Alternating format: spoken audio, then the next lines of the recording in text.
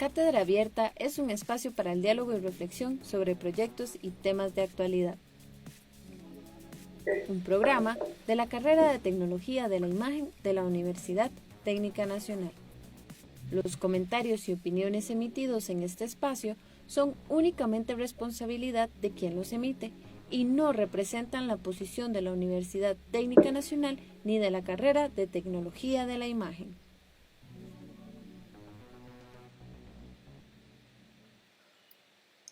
Saludos todos, bienvenidos nuevamente a otra edición de Cátedra Abierta.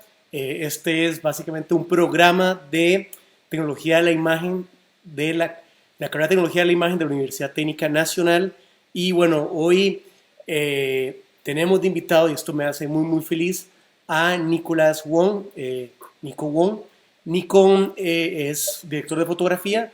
Él ha trabajado como director de foto en más de 15 largometrajes, creo que ya casi 20, y bueno, además de que es uno de los directores de fotografía, me atrevería a decir, más prolíficos de nuestro país, eh, ha trabajado en proyectos muy interesantes, y voy a decir esto porque yo me siento joven, me parece que es uno de los directores de fotografía más jóvenes del país, pero eso lo digo únicamente porque es más joven que yo. Entonces, creo que tiene una carrera maravillosa y estoy muy contento de poder compartir aquí con Nico. Nico, bienvenido. Pura vida, ¿qué tal? Muchas gracias por invitarme a este espacio, JP, y bueno, saludos a todos los que están viendo. Ojalá pues en la conversación de hoy pues podamos tocar todos los temas que querías que tocáramos y también pues responder preguntas o inquietudes que tenga la gente que está viendo. Sí, en ese sentido yo quisiera invitar a todos los que nos están sintonizando a que empiecen a hacer sus preguntas desde este momento. O sea, dudas que tengan, que las comiencen a escribir por Facebook, un poco para pues, darle dinamismo a la entrevista. Entonces, por favor, están invitadísimos a participar y a hacer preguntas, a hacer comentarios. El canal está abierto. Yo, bueno, quise invitar a Nico, bueno, por muchas razones, ya mencioné que tiene una carrera que a mí me parece envidiable, la cantidad de proyectos que ha hecho, pero sobre todo me interesa mucho uno de sus últimos trabajos, que es La Llorona, de Jairo Bustamante. Eh, Quisiera tal vez hacer un breve recuento para que ustedes logren ubicar a Nico. Creo que es muy común que hablemos de los directores, pero se nos olvida el director de foto. O sea, Nico hizo dirección de fotografía para El Regreso, hizo la dirección de fotografía de Por las Plumas, de Cascos Indomables. Acabas de terminar el rodaje de Domingo y la Niebla, esta película de Ariel Escalante, ¿cierto? Uh-huh. Ok. Y pues eh, en La Llorona me parece una película muy interesante, no solo porque es una película guatemalteca, sino un poco por toda la forma en la que está hecha, por el tema que toca. Y yo quisiera un poco, pues bueno, tratar de referirme mucho a esa película. Yo esperaría que la mayoría de los que estén conectados hoy lo hayan visto y si no, por favor, búsquenla. Se puede ver por video bajo demanda. Es decir, está accesible. Entonces, creo que es una obra de cine centroamericano que vale mucho la pena ver. Mira, Nico, a mí lo primero que creo que esto es como básico y es como lo primero que uno se pregunta es, ¿cómo llegaste ahí? O sea, ¿cómo llegaste a trabajar con Jairo, el director de La Llorona? Bueno, yo sé que vos ya habías tenido experiencias fuera del país, pero ¿cómo llegaste específicamente a trabajar con Jairo? Bueno, yo ya tenía como alguna relación con Guatemala. Eh, He trabajado antes de trabajar con Jairo, había trabajado con Julio Hernández Cordón, que él es guatemalteco mexicano. Filmamos en Costa Rica una película que se llama Traza de Relámpagos y luego en México una película que se llama Cómprame el Revolver. También estudié y trabajé y sigo trabajando bastante con Giuseppe Badalamenti, un guatemalteco, y entonces ya había ido a Guatemala algunas veces a filmar, a pasear también, y ya iba teniendo como una cierta idea de, o como ya iba construyendo una relación, digamos, con el país. Jairo pues vio comprarme un revólver, vio Atrás Relámpagos, ya me conocía de nombre por esos trabajos que había hecho y, y pues nada, y me contactó cuando estaban desarrollando La Llorona, Jairo y Gustavo Mateo, el productor, y me propusieron el proyecto. Entonces, de entrada me pareció como una historia muy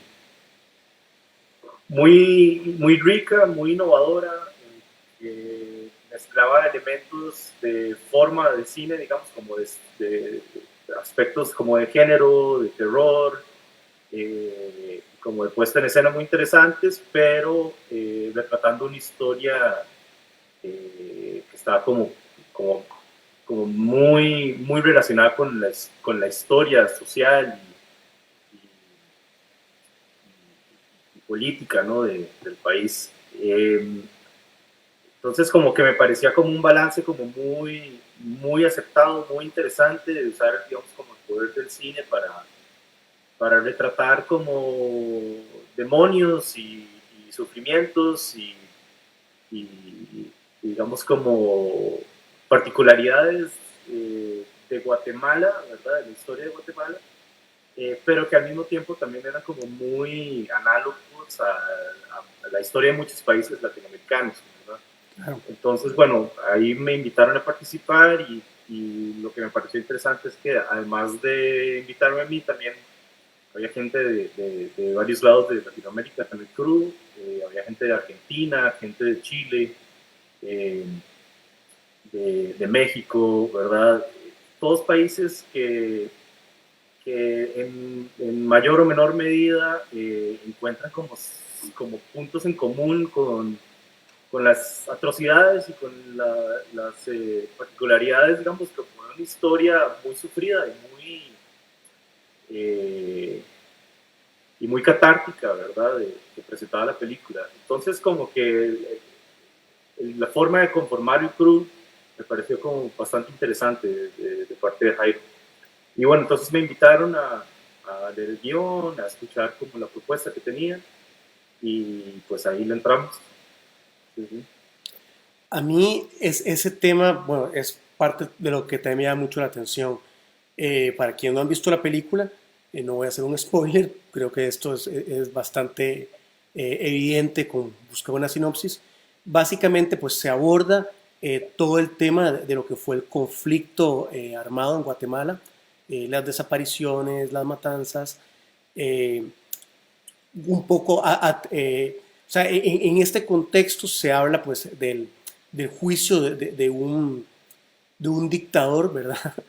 Que claramente, o sea, es un personaje ficticio, el general Monteverde, si mal no recuerdo es como le llaman, de claramente pues es Ríos Montt, ¿verdad? Digamos de que yo creo que no cabe duda. Y bueno, y se aborda de esta perspectiva fantástica de La Llorona, lo cual, bueno, a mí me sorprende mucho la propuesta ahí a nivel literaria que hace Jairo, pero además me impactó mucho, bueno, para los que no lo sepan, esto sigue siendo una herida abierta en Guatemala y sigue siendo una cosa muy dolorosa y creo que lo que vos acabas de decir, ¿verdad? Es una cosa que en alguna medida encuentra eco en otros países de Latinoamérica. Entonces, bueno, esto que me estás contando me parece muy interesante, ¿verdad? Que haya gente de otras partes que sintonizaban con eso. En ese sentido, yo te quería preguntar esto más adelante, pero bueno, la temática es densa y de lo que se está hablando ahí es muy denso y además, por mucho que le pongas Monteverde al general, que le pongas ese apellido ficticio, está claro quién se está hablando en la película. ¿Cómo fue la reacción alrededor de ustedes? Quiero decir, yo sé que cuando estás en rodaje, pues estás concentrado en eso, pero una de las cosas que a mí se me vinieron a la cabeza cuando vi la película es cómo reaccionó la gente en Guatemala durante el rodaje. La gente tenía que saber que se estaba rodando esto. Hay escenas de multitudes, sobre las que quiero preguntarte más. ¿Cómo se vivió el ambiente alrededor de esta producción? Sí, Bueno, es como, digamos, como costarricense entrando digamos, como el entorno guatemalteco, ¿verdad? Uno, por un lado, ve varias cosas que no son inmediatamente aparentes, ¿verdad? Para los que viven en ese entorno. Y al mismo tiempo hay muchas otras cosas que uno no ve, pero que sí lo son para ellos, ¿verdad? Eh, por ejemplo, digamos como que me acuerdo, digamos como una de las experiencias más impactantes que tuve en el rodaje fue que, bueno, como toda la película se trata sobre este encierro, ¿verdad? De la familia en general y en general en esta casa, mansión, ¿verdad? Donde están como enclaustrados y de alguna forma como acechados, ¿verdad? Por los manifestantes que están fuera de la casa. Entonces, digamos, todas las escenas que teníamos manifestantes y extras, había que llenar el exterior, ¿verdad? Con gente. Eh, y que fue algo muy inteligente y muy arriesgado, digamos, de parte de Jairo y de la producción allá, es que la gente que estaba como figurantes en este grupo de manifestantes en el exterior, en la mayoría de los casos eran gente, digamos, relacionada directamente al conflicto armado y a los desaparecidos del conflicto, ¿verdad? Wow. Es decir, las señoras que parecían, los muchachos, toda la gente que parecía tenía alguna relación. Entonces, especialmente se siente mucho en la escena, cuando el general sale de la ambulancia y lo están metiendo a la casa, está este tumulto inmenso de gente que está como prácticamente pidiendo venganza, ¿verdad? Los gritos y las lágrimas y las emociones que se sentían en ese momento eran muy reales, ¿verdad? Desde la primera toma de ese día del rodaje se sentía una energía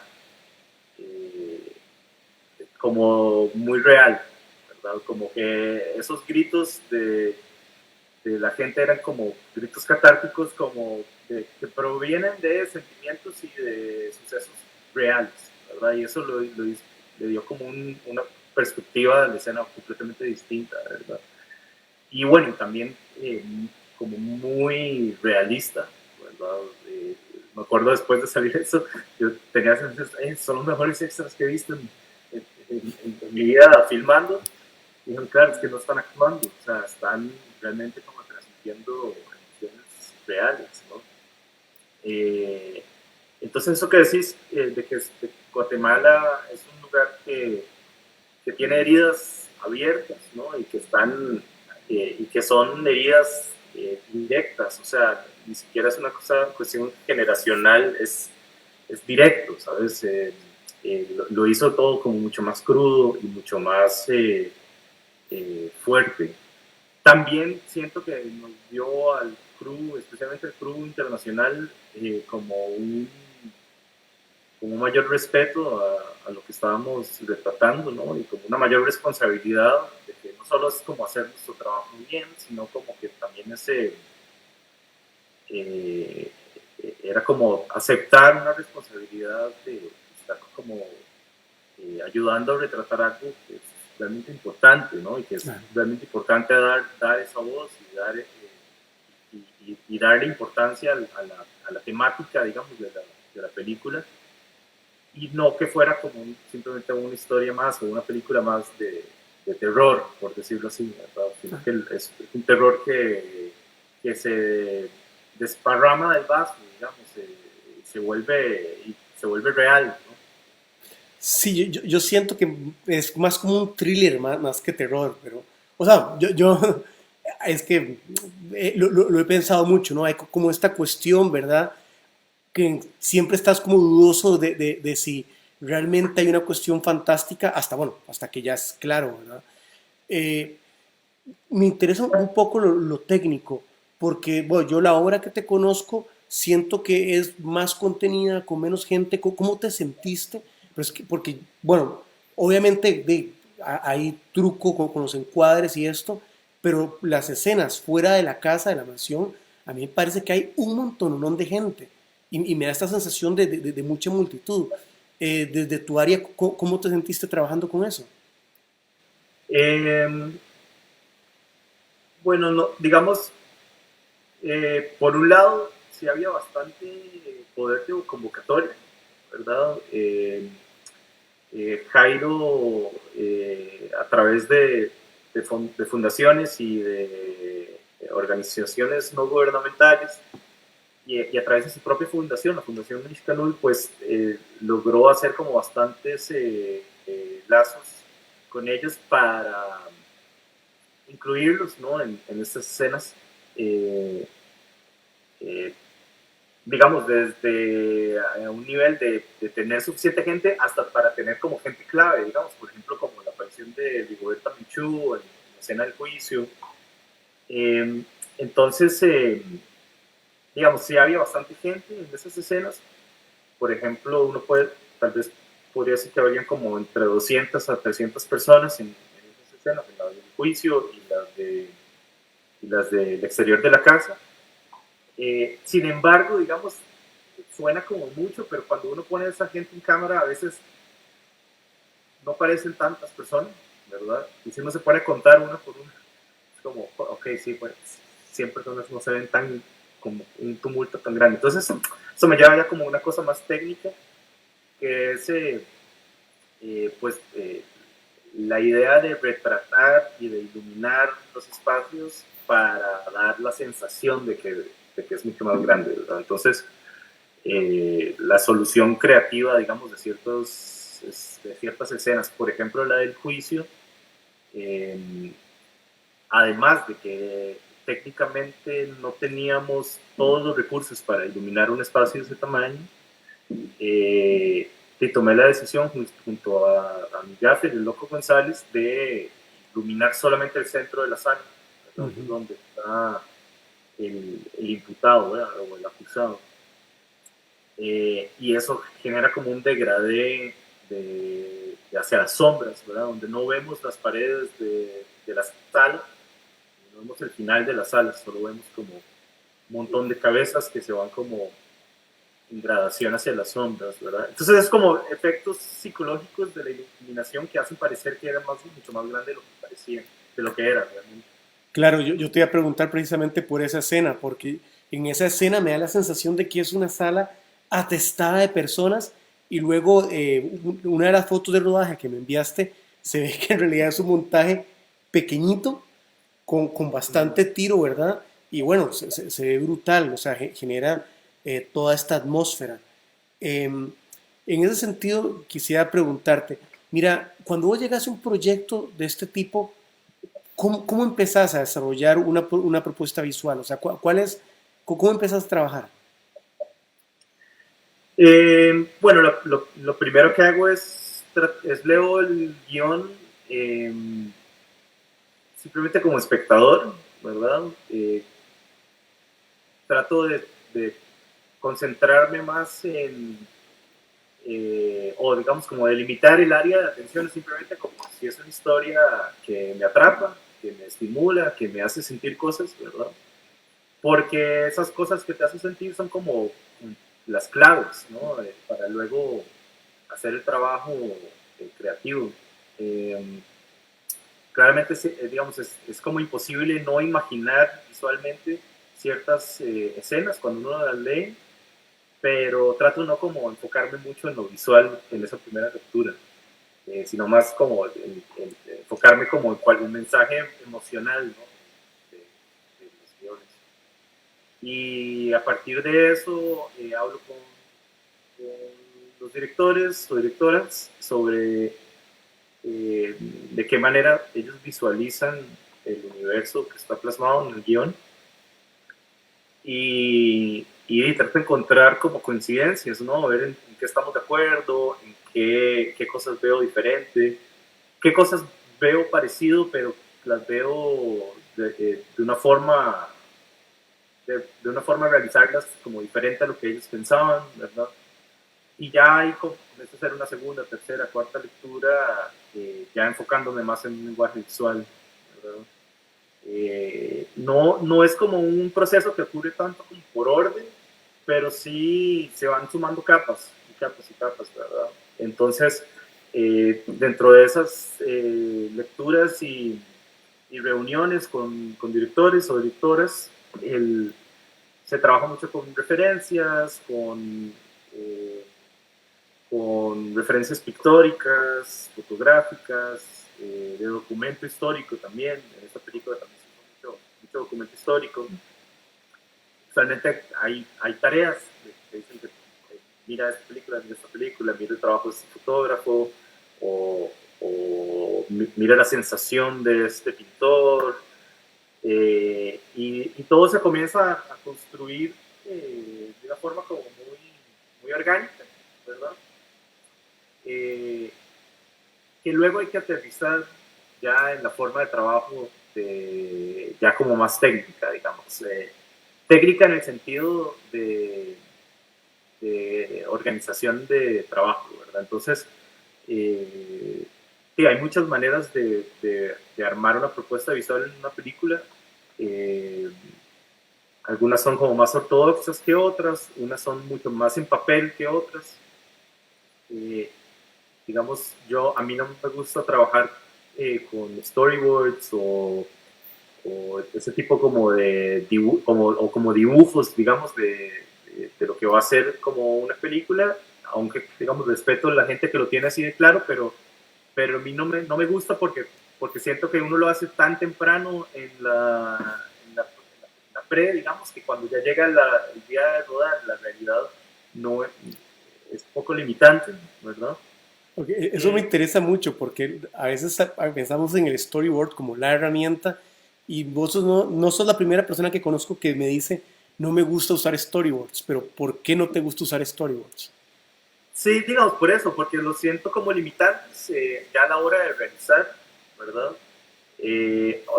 Siempre hay situaciones en las que sirve un montón, especialmente en escenas con efectos o con, digamos, como trabajos visuales, como, eh, digamos, como tanto en cámara como efectos especiales o efectos digitales, ¿verdad?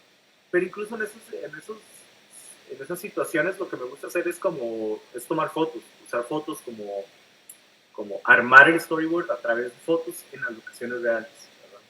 Y ojalá siempre fuera así, digamos, como las situaciones, pero no siempre son así. A veces uno no cuenta con la locación hasta cerca de rodar, ¿verdad? Pero yo creo que es más como una cuestión como filosófica y como estética de querer permanecer abierto a lo que ofrezcan los actores, lo que ofrezcan las locaciones, y también porque eh, filmar una película es como una cosa tan grande y tan larga y con tantos cabos sueltos, ¿verdad? Que en mi manera personal encuentro más orden mental ir atando esos cabos uno por uno y digamos la manera en que ato la escena 32 eh, y la manera que termina me informa el día siguiente cómo haría las escenas 33, ¿verdad? Eh, y confío más en eso y la manera en que yo voy leyendo cómo vamos filmando la película en base a nuestras reglas o nuestras máximas que vamos como estéticas que vamos como desarrollando con los directores, eso me da más confianza en cómo hacer el 33 que el dibujo que hice 3 meses atrás en un papel, ¿sabes? Eh, entonces sí, tal vez yo diría que es eso.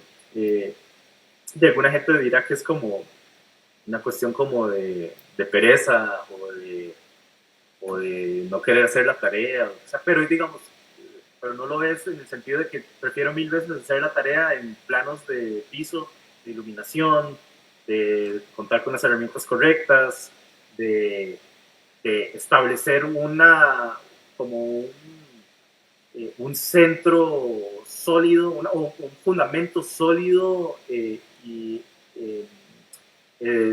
sobre la propuesta estética y la propuesta técnica de la película, ¿verdad? Como decir, ok, cierto personaje representa esto en el guión, y entonces nuestra forma de fotografiar a ese personaje va a ser diferente al personaje secundario que representa otra cosa en el guión. Entonces, si un personaje representa la fortaleza, la solidez, la seguridad, las normas, etcétera, tal vez diga, ok, voy a preferir grabarlo de una forma más estable, de una forma mucho más centrada, más simétrica, etcétera.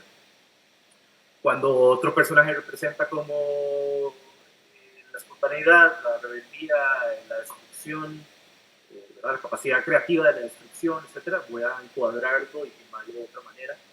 Y, y como que esa propuesta estética me guía muchísimo más a cómo filmarlo que haberlo dibujado meses atrás, ¿sabes? Me parece muy interesante porque siento que es como una estrategia casi literaria, ¿no? O sea, los escritores que se plantean las historias de sus personajes y entonces ya comienzan a escribir la historia, pero tienen detrás ese background, ¿no? O sea, a qué tienen que responder. Y pensando que una película, me quedo como con esta idea de lo que estás diciendo, ¿no? Una película al final es una cosa tan orgánica que la misma película te va a ir indicando en alguna medida por dónde van las cosas, ¿no? Claro, sí, y bueno, y también eso es algo como muy enriquecedor de la experiencia de Llorona, es que pues la manera que Jairo le gusta trabajar con directores de fotografía es que les da mucha libertad y también mucha responsabilidad en el aspecto visual de la película. Es decir, es como un mando de trabajo o como una jerarquía distinta a la cual tal vez estamos como acostumbrados, que es que los directores de fotografías están encargados de no solo de la fotografía, sino también son como los encargados de los departamentos visuales de arte, de maquillaje, de vestuario, etcétera, etcétera, ¿verdad? Es decir, no es que seamos como los jefes directos, pero somos la mano derecha del director en cuanto a la elección de texturas, elección de telas, en cuanto a los arcos dramáticos de los personajes en el maquillaje, en la textura de sus pieles, en sus cabellos, en su vestuario, ¿verdad? Entonces, y eso es algo como súper importante en la Llorona. Por ejemplo, digamos, el arco dramático de la película hay uno que es el más amplio, ¿verdad? Que es el de la aparición de la Llorona, ¿verdad? Y cómo esta presencia en la película comienza a deconstruir la casa, tanto físicamente como la familia y la vida que hay adentro de esta casa, ¿verdad? Pero dentro de ese gran arco hay varios arcos, ¿verdad? Tal vez el segundo más importante es el arco de Carmen, ¿verdad? La esposa del general, porque ella es tal vez la que sufre mayores cambios a lo largo de la película, ¿verdad? Comienza como esta señora de sociedad que niega el pasado y que muy convenientemente decide que ignorar, ¿verdad? Sobre las acciones de su esposo y sobre la historia de su país, pero que finalmente a través de los sueños y como la experiencia que la Llorona hace en ella, pues se va deconstruyendo y va, digamos, como primero va cediendo su cuerpo, su piel, comienza a llorar sangre, comienza a perder como esa estabilidad del pelo y del vestuario a terminar ella misma convirtiéndose en la Llorona, ¿verdad? A través de las cosas que van pasando en la película y de los sueños que tiene. Claro. Entonces, entender estos arcos de los personajes como director de foto es como bastante importante porque, digo, no solo me va informando a mí cómo los voy a encuadrar, cómo los voy a filmar, cómo los voy a ir iluminando de formas distintas para acentuar ese arco, pero también como que me informa mucho y me ayuda a colaborar mucho con los otros jefes de departamento para, para hacer un trabajo en conjunto, ¿verdad? Entonces, si el maquillaje va yendo hacia un lado desde el inicio de la historia a la mitad, al final de la historia, la iluminación y los encuadres tienen que apoyar de una forma como muy sincrónica ese arco, ¿verdad? Entonces, en ese sentido, pues estuve como muy, pues trabajando muy de cerca con Aiko Sato, la maquillista y estilista de la peli, y con Sebastián Muñoz, el diseñador de producción. Yo siento como que ese énfasis que le pone Jairo al trabajo visual de todos los departamentos hizo que la Llorona, por lo menos en mi opinión, sea bastante exitosa en ese trabajo como interdepartamental. Claro. Mira, a mí me parece realmente una obra muy redonda por todo lado. Y bueno, en general el cine de Jairo me parece muy redondo. Creo que efectivamente tiene esta sensibilidad muy particular y qué interesante eso que nos contás sobre el método de trabajo, porque eso en alguna medida hace mucho sentido cuando conoces el trabajo de él. Ve, ya tenemos varias preguntas por acá. Desde hace rato, lo que pasa es que no había visto los comentarios y bueno, aquí Nikita Denis pregunta, ¿cuál es el proyecto con el que más has aprendido y por qué? Interesante pregunta. Es como una pregunta que no puedo responder bien, pero tampoco quiero responderla bien, en el sentido de que todos los proyectos que uno toma, no solo en el oficio, sino como en la vida, le enseñan algo a uno, ¿verdad? Y ahí está el reto. O sea, además del reto de hacerlos, está el reto de hacer como el trabajo mental, decir, ok, ¿qué aprendí de este proyecto, verdad? Entonces, como que no podría decir como que haya sido solo uno en el que más aprendí, la verdad. Es que de todos uno aprende algo. Claro. Y a veces lo que uno aprende es sobre el oficio y a veces es sobre otras cosas, sobre la vida, sobre la relación con personas, sobre la ética de trabajo, ¿verdad? Etcétera. Pero bueno, para tirar algo, digamos, siempre la primera película que uno hace como que marca muchísimo como la pauta, ¿verdad? Y bueno, en mi caso, mi primera experiencia fue El Regreso con Hernán Jiménez y en el 2010. Y bueno, lo que más me acuerdo de esa experiencia fue que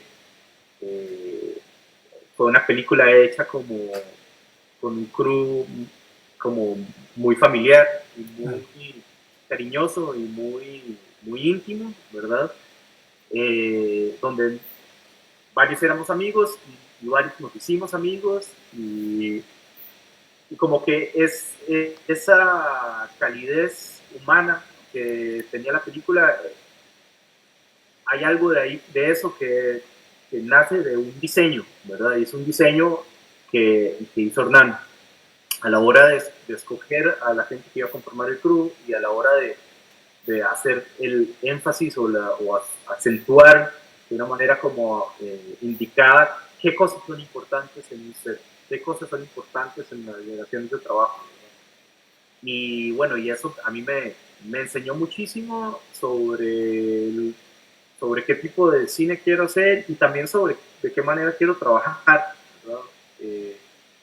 Entonces, sí, eso yo le agradezco mucho a Hernán, porque he tenido la suerte de que desde entonces, casi en todos los proyectos en los que he estado, he tenido la suerte, digamos, como de, no sé si suerte o tal vez el ojo de participar en proyectos donde el factor humano sea como bastante importante, ¿verdad? Y no solo como la cuestión como industrial o como de oficio, como más calculada, más fría, sino como también no olvidarse de pasarla bien y de tratar bien a la gente eso, y aprender en el proceso. Qué importante. Yo creo que eso es lo más importante y lamentablemente pues el ambiente del cine hay algunos que lo viven como esta cuestión casi militar, ¿verdad? Donde perdés de perspectiva eso, ¿no? Pasarla bien. Preguntaban por tu primer trabajo cinematográfico, pero creo que lo acabas de contestar. Fue El Regreso, ¿verdad? Sí, sí, el primer largometraje. Sí. Y Bernardo pregunta, ¿cuáles son los requisitos para ser director de fotografía? Y pregunta cómo es trabajar en una peli de terror. Bueno, y los requisitos, pues no sé. No sé cuáles son los requisitos. No sé si los cumplo, la verdad. Si hubiera una lista, no sé si los cumplo. Pero bueno, digamos que más que requisitos para ser director de fotografía o directora de fotografía, eh, hay ciertamente hay cosas que ayudan, ¿verdad? Es decir, es un trabajo que, digamos, como en su esencia, se trata sobre traducir, ¿verdad? Historias, emociones, personajes, temas, eh, sentimientos, etcétera, etcétera, etcétera, a un lenguaje visual, ¿verdad? Y del lenguaje visual, pues, se divide pues, en miles de ramas, desde la iluminación a la cámara, los lentes, la elección de ciertas cuestiones técnicas, etcétera, etcétera. Y miles de otras sutilezas más sobre comunicación, cómo armar propuestas, cómo comunicarlas, cómo llegar a puntos medios, cómo comprometer, etcétera, etcétera. Claro. Entonces, digamos, si vemos como que en su esencia trata sobre eso, ¿verdad? Y yo diría que, pues, algo importante es que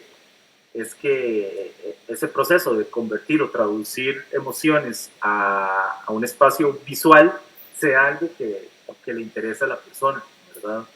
Es decir, no es simplemente una eh, herramienta o como una eh, sí, como no simplemente una herramienta que uno como que aprende y usa, ya. Como que tiene que ser también parte de cómo uno ve el mundo, ¿verdad? Eh,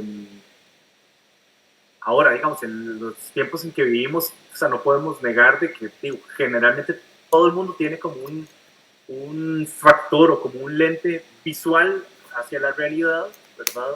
Que usa todos los días, ¿verdad? En redes sociales, en fotos, sea como de una manera informal o formal, ¿verdad?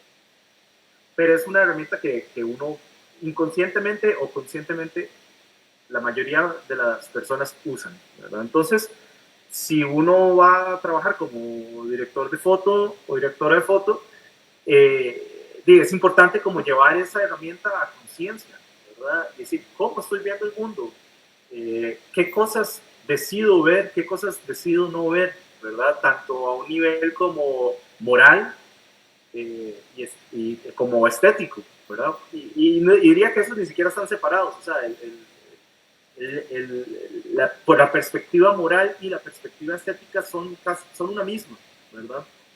Entonces, llevar estas cosas a conciencia me parece que es como algo que no simplemente se decide trabajar, sino como que hay que saber que eso no se queda solo en el set, o sea, tiene que ver con el resto de la vida, ¿verdad? Tiene que ver con la manera en que uno pasa por la vida, de llevar a conciencia qué es lo que estoy viendo, cómo lo estoy viendo, la manera en que lo estoy viendo es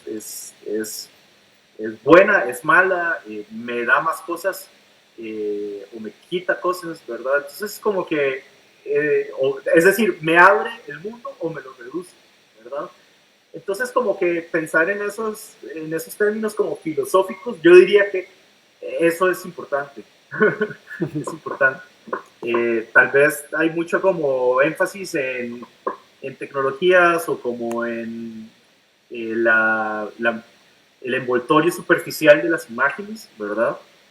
Pero digamos, eso es algo a lo cual todo el mundo está expuesto, ¿verdad? Como las imágenes bonitas, el kitsch,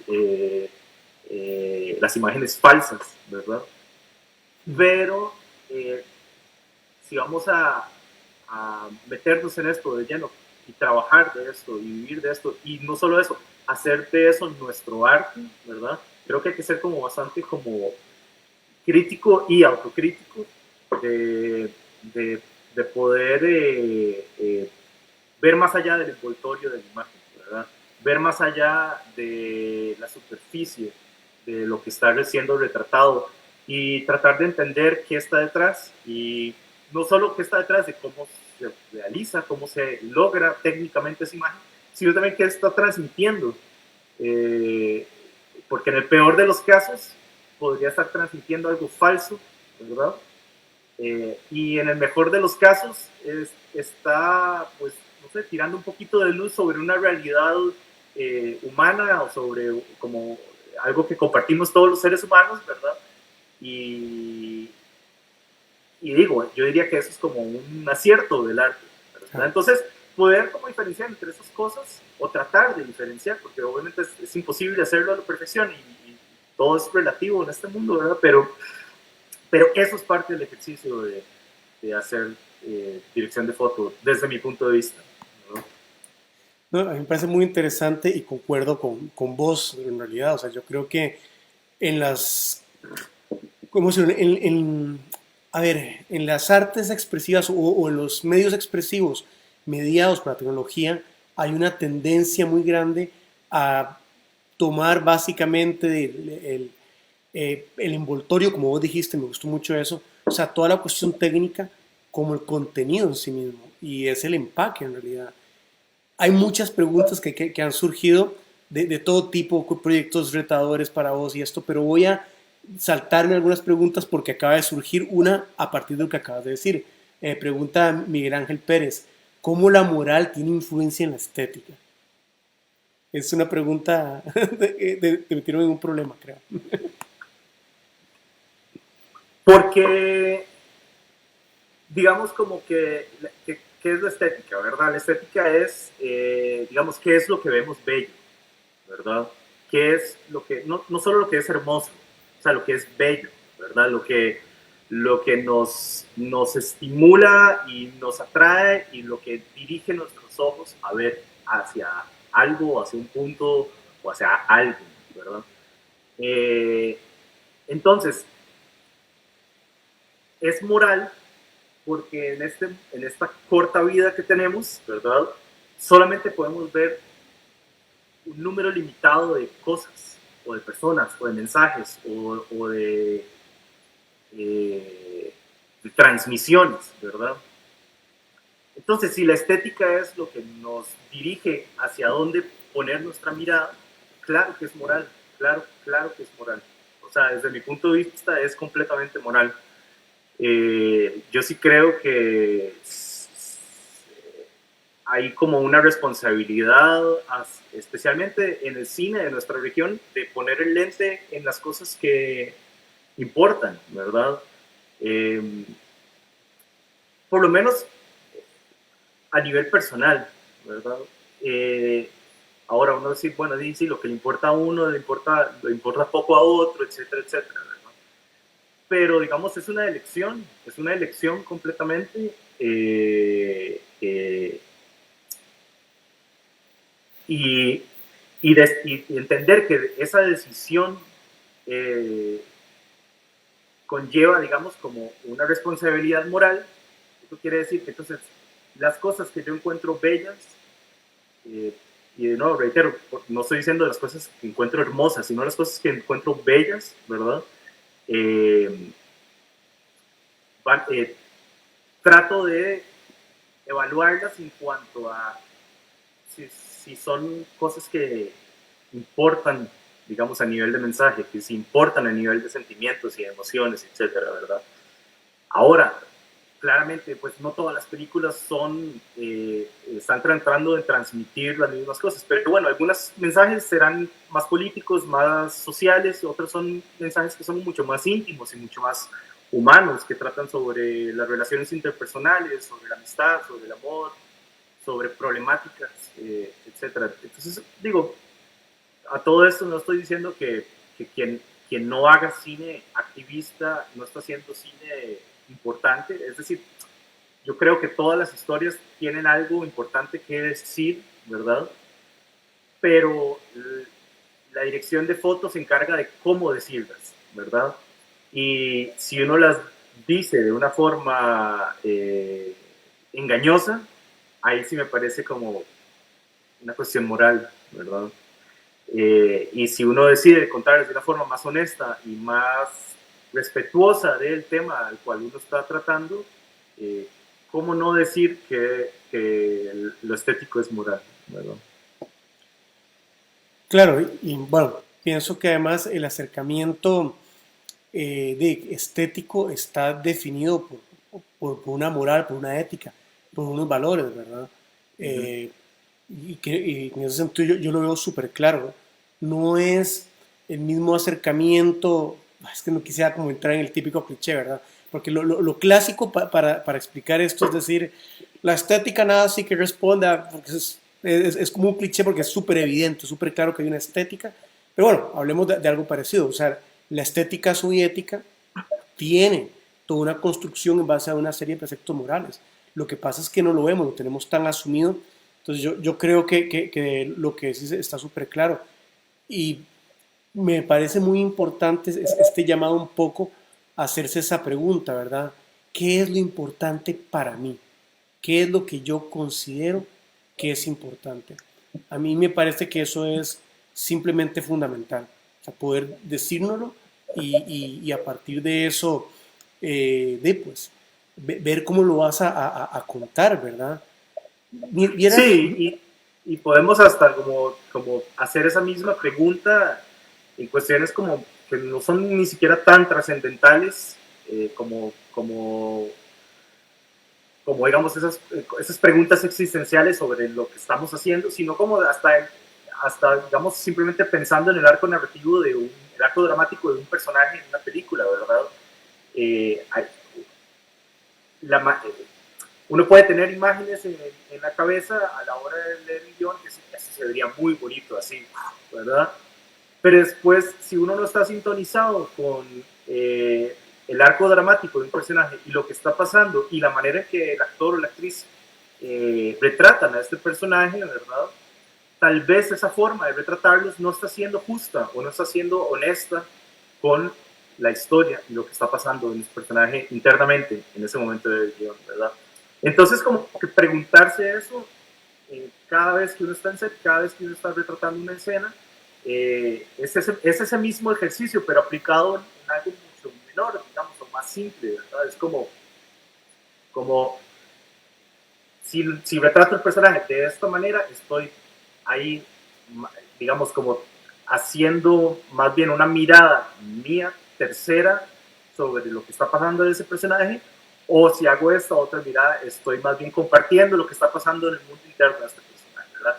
Entonces, para mí, digamos como que hay una evaluación de esas dos formas de filmarlo, que yo tiendo a tratar de estar siempre al lado del personaje de la historia y no solo lo que encuentro hermoso, ¿verdad? No solo porque, este lente en esta locación se ve increíble de esta manera, sino que, no, tal vez ese no es el momento para hacer esa imagen y más bien este es el momento de estar detrás del personaje, ¿verdad? Y cuando las dos cosas coinciden, pues ocurren cosas como muy chivas y muy mágicas, pero creo que no hay que entrar o por lo menos trato de no entrar en un proyecto como nada más buscando hacer imágenes, digamos, bonitas, sino que eh, parto mucho de lo que está tratando de contar la historia, independientemente si es un efecto como lindo o no para la fotografía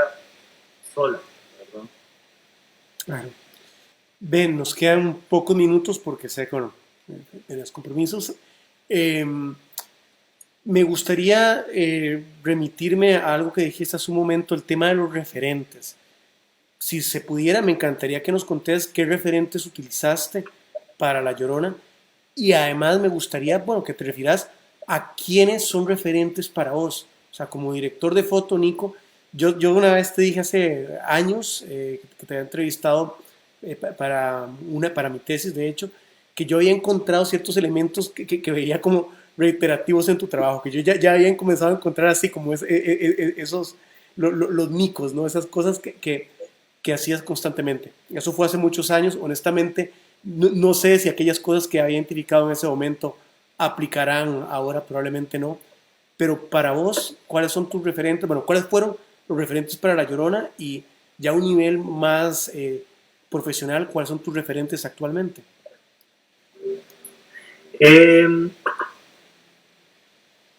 Para La Llorona, pues digamos como que se usaron bastantes referentes como muy puntuales para ciertas escenas, etcétera, porque también a Jairo le gusta trabajar de una forma eh, muy referencial, ¿verdad? En el cual si uno habla como de una atmósfera de luz, él prefiere que uno le muestre, digamos, referencias sobre esa atmósfera específica o ese nivel de luz, ¿verdad? Entonces, como que en ese sentido, usé pues de todo, fotógrafos fijos, fotógrafos de cine, pinturas, etcétera. Pero tal vez como que la mayor referencia como a nivel de atmosférica, ¿verdad? Fue el trabajo de Gregory Crewdson, especialmente para los interiores y los nocturnos de la casa, porque pues engloba, digamos, como una serie de inquietudes visuales y desconciertos visuales como que nos interesaban para la película, ¿verdad? Como el trabajo de sombras, el trabajo como de la amplitud, ¿verdad? De esta cosa de la mansión que está encerrando a estos personajes. Y también como la frialdad, la manera en que a través de un solo cuadro, o tratar de hacerlo con un solo cuadro, uno puede como englobar, digamos, lo que está pasando en la escena sin necesariamente fragmentarlo en muchos cuadros, ¿verdad? Entonces, como que en ese aspecto, el trabajo de Crewdson fue como bastante importante. También The Omen, creo que en español se llama como Damián, el hijo del diablo, o algo así. Creo que la profecía, ¿no? O sea, Sí, Damián, la profecía, algo así se llama en español, pero en inglés se llama The Omen, y que es, bueno, esta película de los 70s, de terror, slash horror, ¿verdad? Que igual pasa en una mansión, hay como un elemento como muy clásico, muy cinemascope, ¿verdad? De la imagen, de los decorados, de los personajes. Y en ese respecto Jairo es como bastante clásico. A él le encanta como la elegancia del lenguaje narrativo, ¿verdad? No usar más de lo necesario, de escoger bien los planos, etcétera, etcétera. Entonces, esos dos referentes creo que fueron los más importantes. Y bueno, a nivel personal, ahorita pues no lo sé, o sea, no sabría decirte qué, qué me está influenciando ahorita. O sea, trato de no proyectar como mis gustos o mis referentes a los proyectos, sino como que los proyectos me hagan descubrir referentes, ¿sabes? Entonces es eso. ah, Sí. qué bonito eso, qué bonita forma de verlo. Bueno, yo creo que ya estamos como para ir cerrando, ¿verdad? Porque en ese sentido, bueno, yo quizás lo primero en este momento, me gustaría mucho que visiten la página de Nico, o sea, si quieren conocer más de su trabajo, nicowong.com. Eh, Creo que vale la pena pues, ahí echar un ojo y bueno, y seguirlo de cerca, ¿verdad? O sea, a mí realmente tu trabajo siempre me ha gustado y creo bueno, que es muy interesante seguirlo. Y bueno, y en general ver cine de la región. Realmente creo que se está haciendo en Centroamérica un cine muy interesante que vale realmente la pena pues darle la oportunidad para los que no lo hacen. Nico, muchísimas gracias de verdad por acompañarnos hoy. No, muchísimas gracias a vos y bueno, la gente que está viendo y que pudo estar con nosotros. Y pues nada, si alguien tiene como más preguntas o algo así, como que a través de mi página pueden escribir pues nada, muchas gracias por el espacio. Ojalá pues tenga mucha vida más en el futuro este espacio y pues nada, las puertas abiertas para lo que sea. Pues, muchas gracias. Bueno, Yannick, muchísimas gracias y muchas gracias a todos los que nos han acompañado hoy. En cosa del mes y un poquito estamos con la próxima cátedra y bueno, espero que nos sigan acompañando. Realmente la pandemia nos ha afectado a todos, pero nos ha permitido también hacer uso de estos espacios para hablar con personas con las que tal vez a veces sería más complicado ponernos de acuerdo, y creo que este también ha sido el caso. Así que bueno, ha sido un placer y nos vemos pronto. Hasta pronto.